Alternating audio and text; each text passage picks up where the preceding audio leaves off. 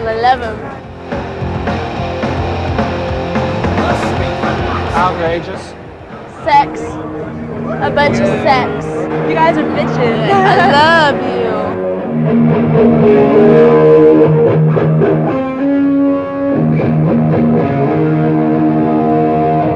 It's okay up here. See if you can guess this one, man. Check this one.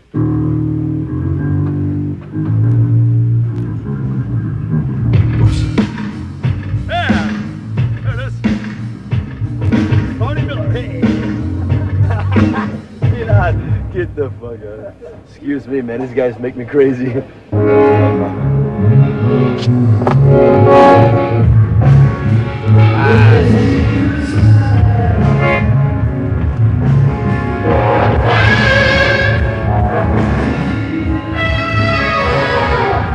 W.A.S.P. was actually something that was a brainchild of both myself and Chris Holmes that didn't really come to pass until about almost 7 years after the fact. We had a band originally called Sister. Sister was the first band to do things like using a 5-pointed pentagram, a symbol that's now used where the people are showing the horns of the devil. Out of the Sister experience, I met a guitar player, this tall, blonde young man, 19 years old, named Chris Holmes. Oddly enough, believe it or not, I was thumbing through a copy of Hustler magazine. And there's a section in there, if you're familiar with Hustler, there's a section in the back called Beaver Hunt, which is where all these voyeuristic men send these somewhat less than professional snapshots of their wives in and what have you. And they always have one for the ladies usually, and it says for ladies only. Well, I looked at it and here's this blonde thing standing there, and it's up underneath it says rock and roll animal, and I showed it to the drummer at the time. I says, look at this goof. Look at, is this guy a character or what? Real funny. He called me up and he says, well, I hear you're a guitar player. I said, yeah, I play guitar.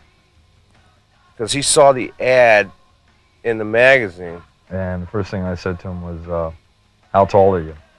And he said, 6'5". I said, how long is your hair? He goes, about halfway to my rear end.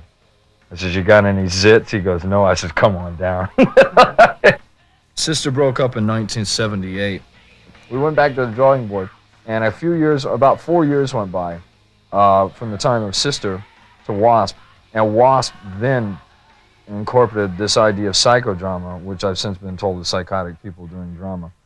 At the time we first started playing with Tony, Randy, Chris, and myself, we started playing at a club in Hollywood called the Troubadour.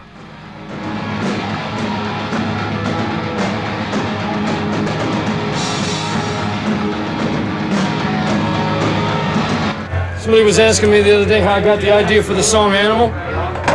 Said I hooked up a videotape in my bedroom, rolled it back, made it rhyme.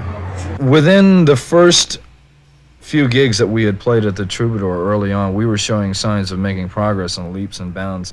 The show came about largely by a series of mistakes. We had an idea for a type of theater that was being developed called psychodrama, where you try to take what's happening on the stage and put it into the audience as much as possible to get the audience involved.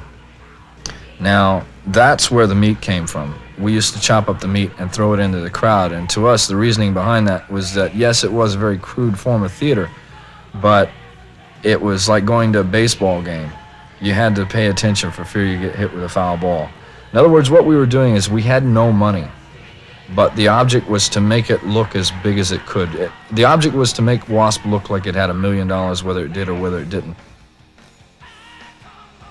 Tell you, I'm intense. I should have been born triplets. I got 3 times the intensity, 3 times the sex appeal, 3 times the macho any man alive. You know why the guys all come to these shows and you never see girls? Because all the guys got their girls home locked up. They don't want them to come home sitting here seeing us because they go home getting the Vaseline thinking about us. That's why they never come out here anymore. W.A.S.P., when we did the Troubadour shows, we had the sign with W.A.S.P. signed big letters. We had these flames that go off around it.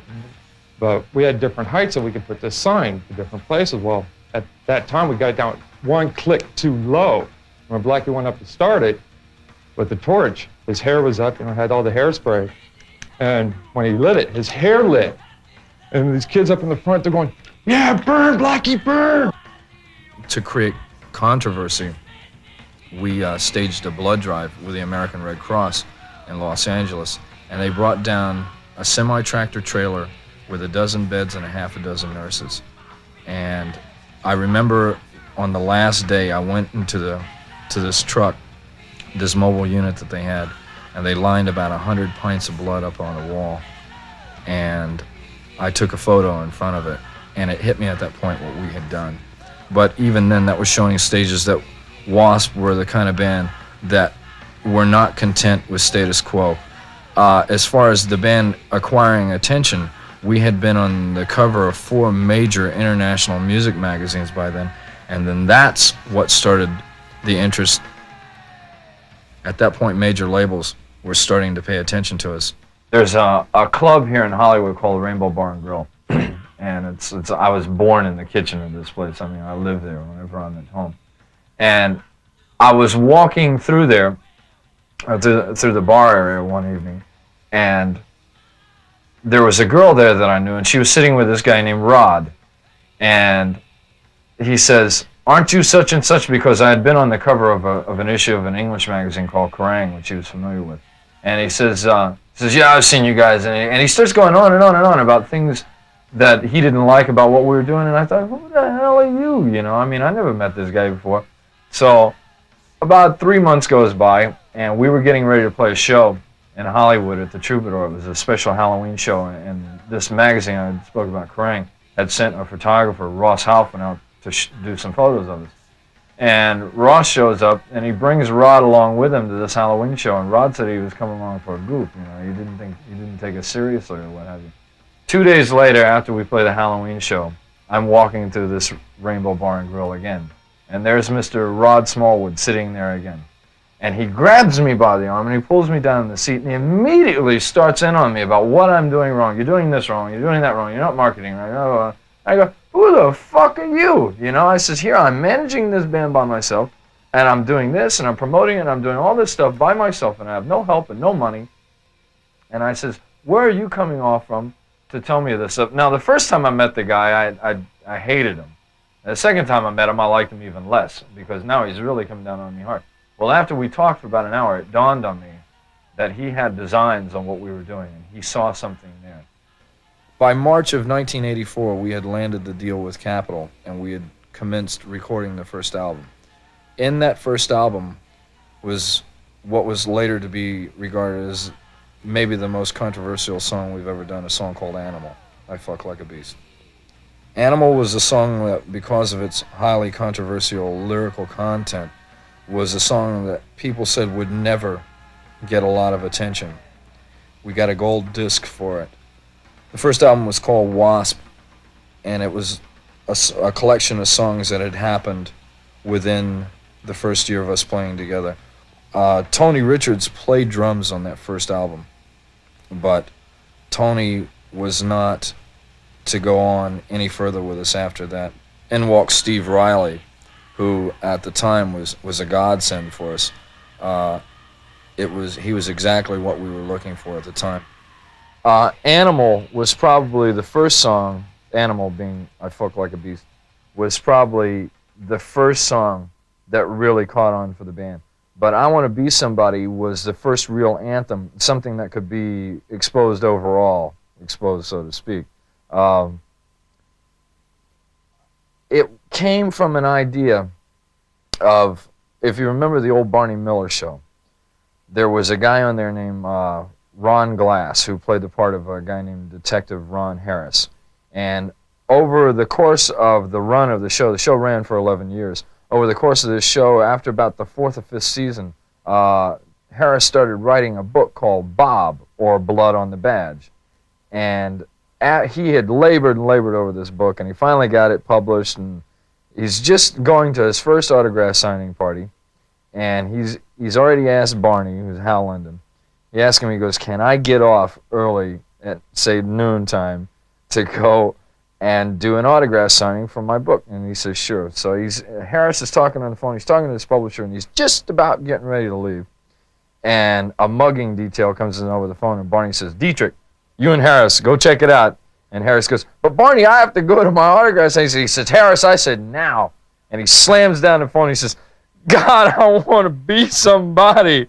And I watched that, and I laughed my ass off when I watched it. But then I thought about the genius of it. I thought, there's got to be a lot of people that feel like that out there.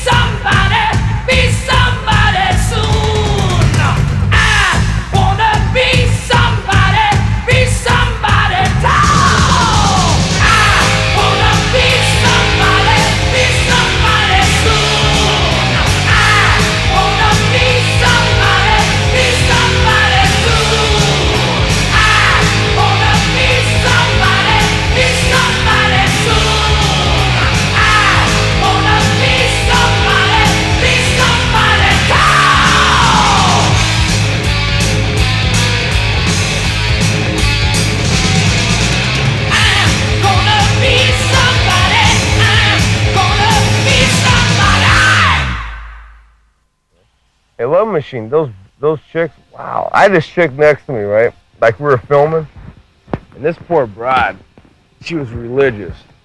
I was saying stuff to her and like she was cringing. Her eyes were red and stuff.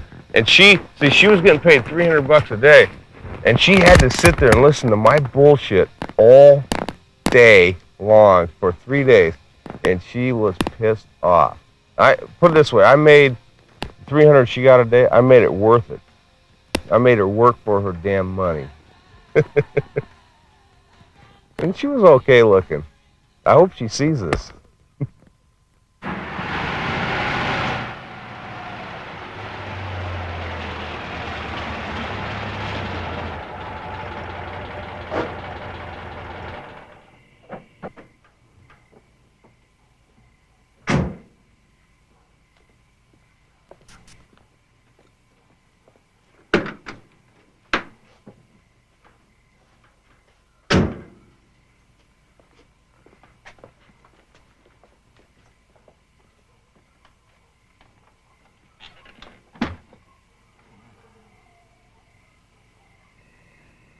Good night.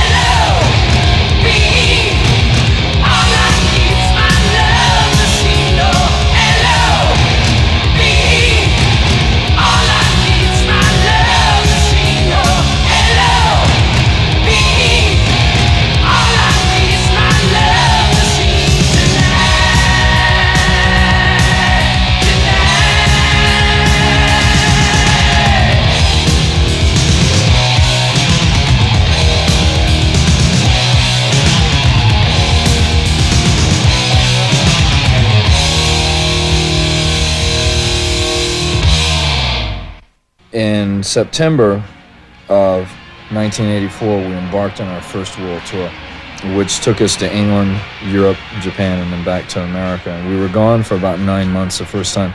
We started on the UK leg of the tour, and that's where the Live at the Lyceum video came from. And that was a landmark video at that time because it shows people exactly what went on.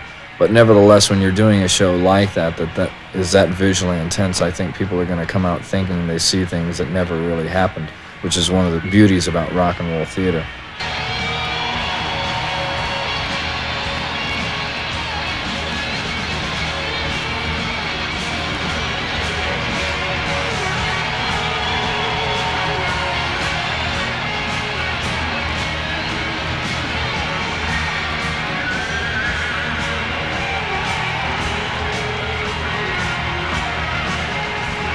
In Southern California, thunders down the highway. He is the man that doesn't die. He is the outlaw that rides. He is the Hellion.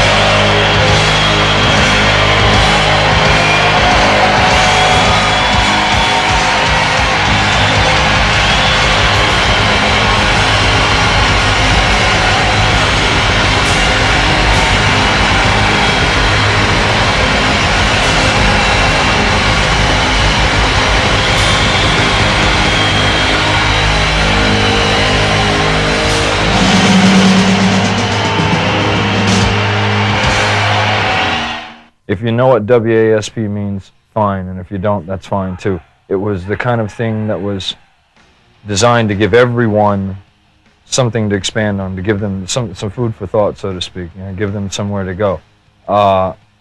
In that sense, the name has worked perfectly for us. I don't really foresee, or I don't see myself, the connections with the occult or what have you, because to me, well, I studied the occult for 3 years, and I know exactly what that stuff is about. I don't study this stuff anymore because I've since determined that it's not for me. But for anyone to say that Wasp is an occult or a satanic band or anything like that, personally speaking, I think that's a bunch of bullshit. After we finished the first world tour, we got ready to start our second album, which was called The Last Command. Out of that came some great songs. One of them being the first video from that, which was a song called Blind in Texas. Blind in Texas was the song, and thereafter the video, was an idea of something that happened to us on our first world tour. We actually, it's a true story, the things that happened there. We had about 3 days off there, and we met a guy down there who owns a record store named Texas Tapes and Records in Houston, Texas. A fine young man by the name of Jeffrey Hammer. And Jeff is probably Spuds McKenzie reincarnated. You know, I mean, here's a guy that likes to have a good time. We got down there, and like I said, the 3 days off, this guy was playing the host to the max down there. So we had a good time, and we kept on having a good time. And the song actually came about, I wrote it in the middle of a blinding snowstorm in Minnesota one night.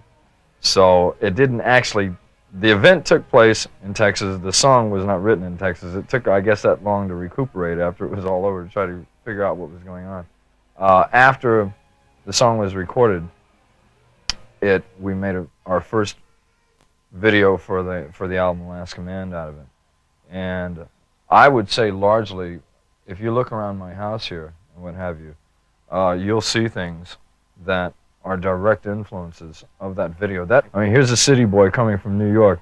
You know, if somebody would have told me 10 years ago I'd be living, you know, here I am out here, the cowboy of Calabasas, the Ben Cartwright of rock and roll, I would have told him you were out of your mind. And I wouldn't have given it a second thought, but here I am today.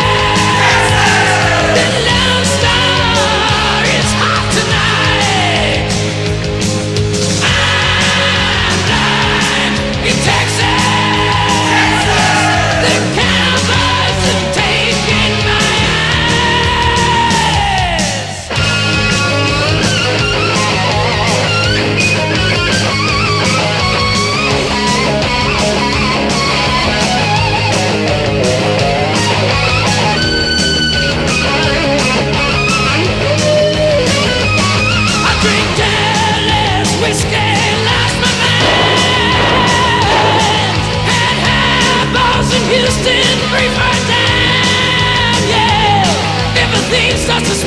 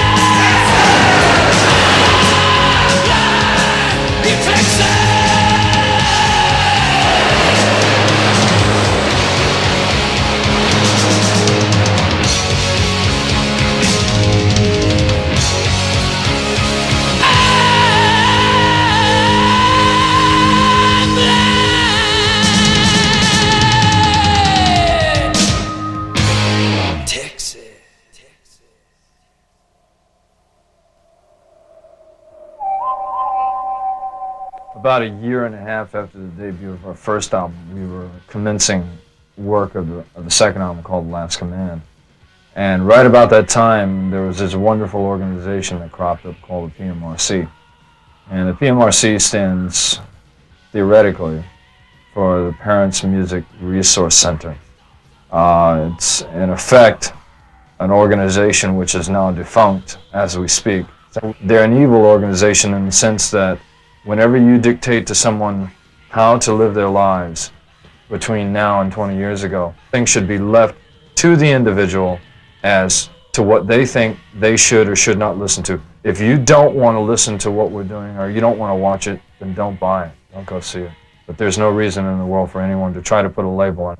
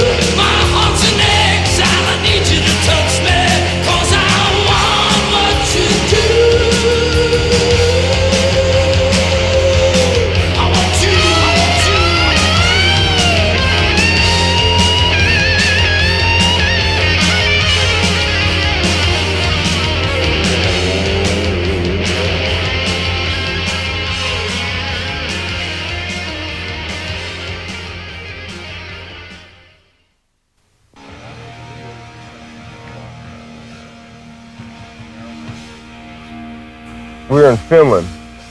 So we're playing there, and we go off stage, for this encore, and all the people are like, asking us or screaming to come back on, right? All of a sudden, we come back on, right? Now, Blackie's doing this, telling about the song. We had a song called Animal with I F like a beast, or, F means fuck. I fuck like a beast. So, I'm standing there, and there's no lights on. I can barely see anything. And all of a sudden, the next thing I can remember is I was looking at the ceiling, and my roadie drugged me off stage, and I was looking at my amp. And somebody had carried a rump roast about this big around, and it was like about 32, I'd say about 22 degrees outside. It was frozen. And this kid had thrown it up on stage and smacked me in the face. That's like getting hit with about a 50-pound rock. Bob, boom, and I was out. And they drugged me off stage. And next thing I can remember is just waking up. My roadie's shaking me. Go, Chris, get up, you got to play. He just threw me back out on stage. Guitar was out of tune, everything. And I just went out and played the song, out of tune, laughing. I didn't care. The next day I had a big welt on my head. I looked like a cyclops. You couldn't see my eye. We knew, Randy was going to be leaving the band. We knew that already. So it was a perfect opportunity for me to go back and play guitar. So I told Chris, I says, I really don't want to play bass. I call bass a tool of ignorance.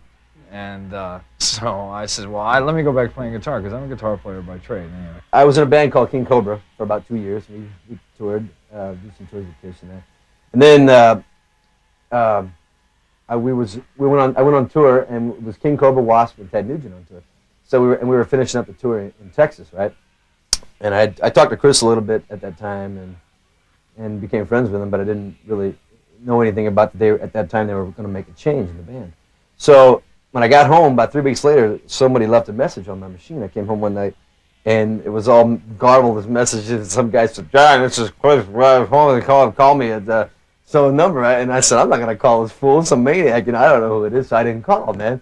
Then about three days, so I waited about 3 days later, and then I came home again, and there was a message on the machine. This time he was speaking clearly. I think he was sober at that point. Anyway, and he said, this is Chris Holmes from Wasp, and give me a call. So I called him up next day, and he told me that they were interested in having me in the band. Would I come up and check it out? Come up and talk to Blackie? And I said, well, sure, man, I'll check out anything. I'm ready for Freddie. I'm ready to check anything out, So I went up and talked to Blackie, told me what's happening and stuff, and I said, sure, I'm interested. So I went and auditioned. I auditioned about a week later, and after the audition, they held a gun to my head, and they said, okay, listen, man, you're gonna join the band. If not, it's all over for your ass. I said, oh, okay, man, okay, click. The third album, called Inside the Electric Circus, was an attempt to go back to where we had originally started with the original sound. The whole idea of Inside the Electric Circus is what the band's viewpoint was when we stood on the stage and looked out at the audience, because it became a three-ring circus out there. We have seen things on a stage that the average audience participant will never witness, because we get the whole picture up there.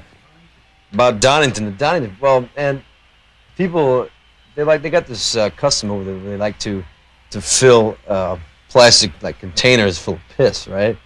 And they like to throw them at the stage and see who they can hit, man. Yeah. Well, they can't afford bathrooms. What about the sandwiches? But anyway, no, man. Yeah, I got hit. Yeah, right. I got hit with an apple in the face or anything else. But man, because they threw a piss at us and it just hits the stage and explodes and shit. So we got pissed off and we trashed the stage, And we decided to throw the shit, man. I was trying to hit some kid down in the front with his Marshall cabinet, but man, I don't want to get sued,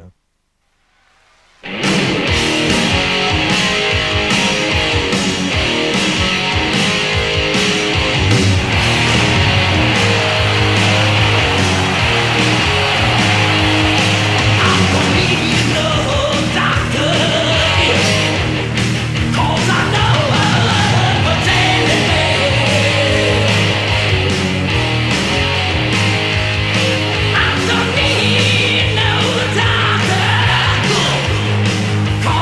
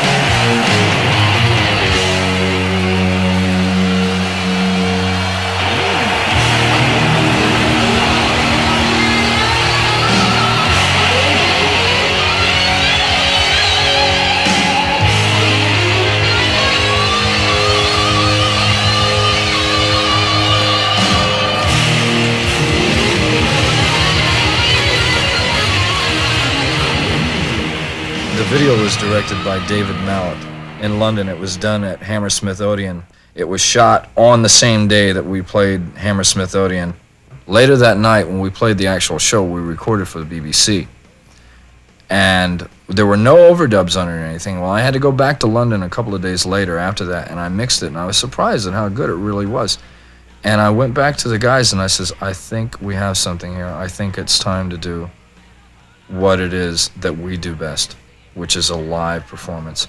We were then looking for a video to come out of this, and we were approached with an idea for a movie for Ghoulies 2. We went and we looked at the footage, and we decided then at that point that Scream Until You Like It would be the perfect song to showcase an idea like this.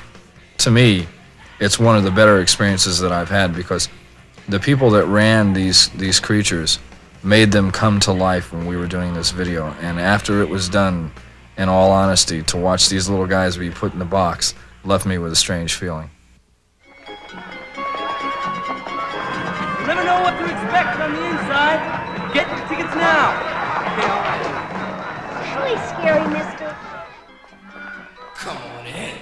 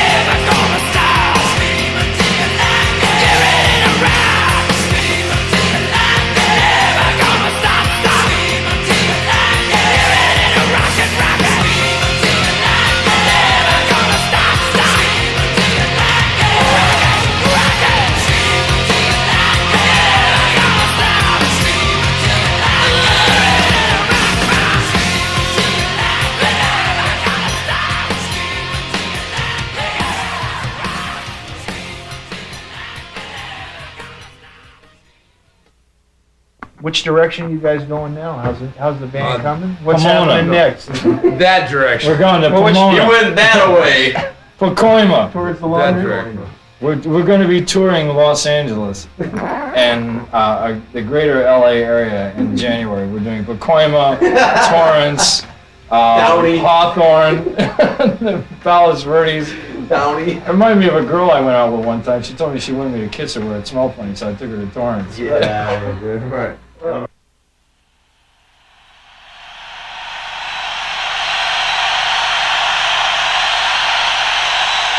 want to do something for you now. Something we've never, ever done anywhere before. This is the son of Animal. This is the Manimal.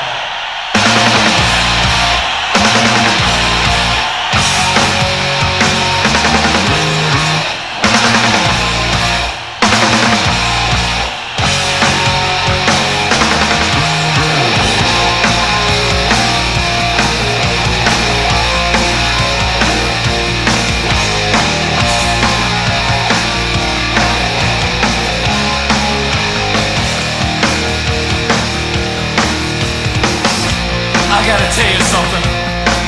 Ever since I was a little boy, I've had one thing on my mind. Women. And I love everything about them. The way they look, the way they smell, the way they feel. Well, this is a story about obsession. Obsession in the purest sense. That's how I got the name. The Manimal.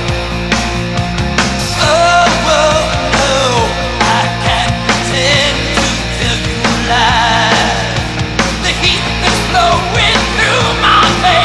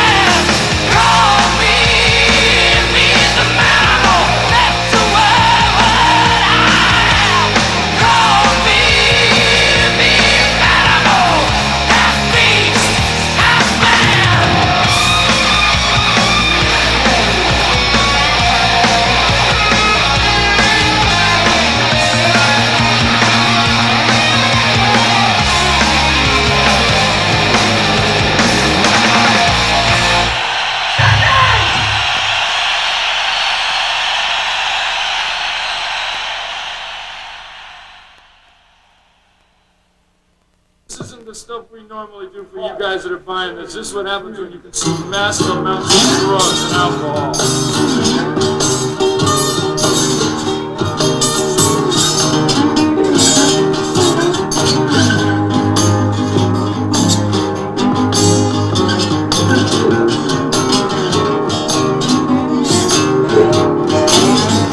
Look at Gabby Hayes and Pat Buttram.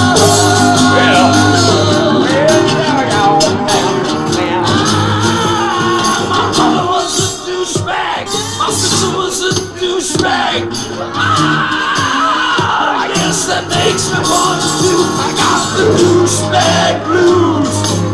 Yes, indeed, I got the douchebag blues. I got the douchebag blues. I don't know what to do. I sold dynamite to the Arabs, bullets to the Jews, whiskey to the Indians, and I got the douchebag blues. Yes, indeed,